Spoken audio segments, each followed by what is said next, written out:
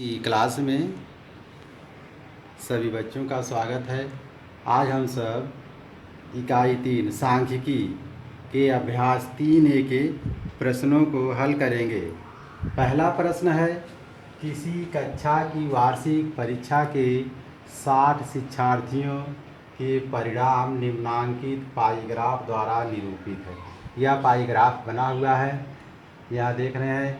180 अंश ये है द्वितीय श्रेणी में है, ये 90 अंश है तृतीय श्रेणी में है, ये 30 अंश अनुत्तरीय श्रेणी है, ये 60 अंश ये प्रथम श्रेणी पास है। पहला प्रश्न है, सबसे अधिक शिक्षार्थी किस श्रेणी में पास हुए। तो हम इस चित्र से देखिए, ये लग रहा है कि सबसे अधिक, ये आधा पूरे है, आधा इधर आधा इधर, ये सबसे अधिक द्वितीय श्रेणी में बच्चे पास हुए, यानी कि सबसे अधिक शिक्षार्थी द्वितीय श्रेणी में उत्तीर्ण हुए। दूसरा है इसका, सबसे कम शिक्षार्थी किस श्रेणी में उत्तीर्ण हुए। तो यहाँ उत्तीर्ण पूछ रहा है, अनुत्तीर्ण नहीं पूछ रहा है। इधर सबसे कम यानी सबसे ज़्यादा ये है, इसके बाद ये है, तो इसके बाद ये है, यानी सबसे कम शिक्षार्थी प्रथम श्रेणी में उत्तीर्ण हुए।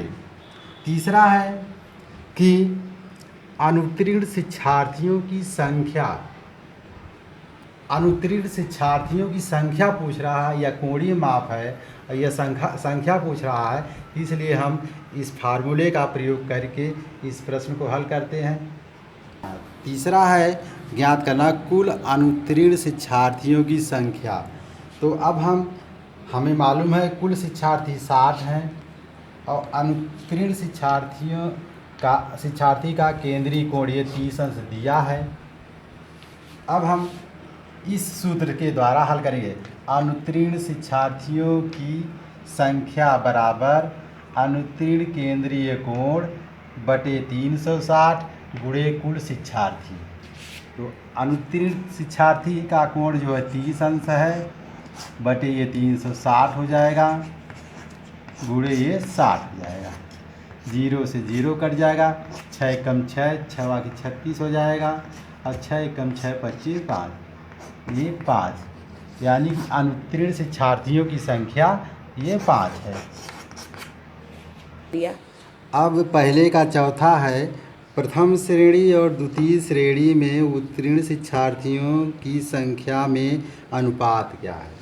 तो अब हम लोग जानते हैं कुल शिक्षार्थी कितना है, 60 है।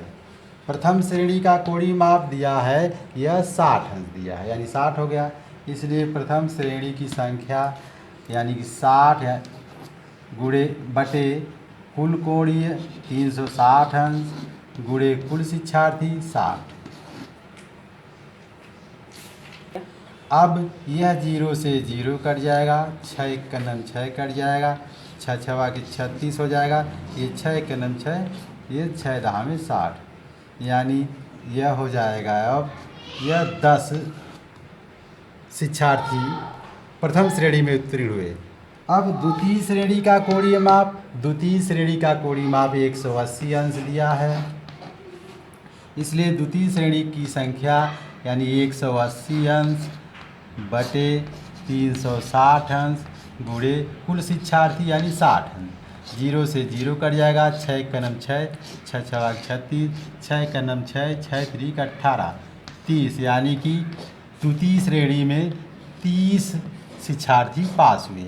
अब प्रश्न है कि प्रथम तथा द्वितीय श्रेणी का अनुपात, यानी कि प्रथम श्रेणी में 10 बच्चे पास हुए, द्वितीय श्रेणी में 30, यानी 10 संबंधे 30, ये 10 अनुपाते 30 हो गया।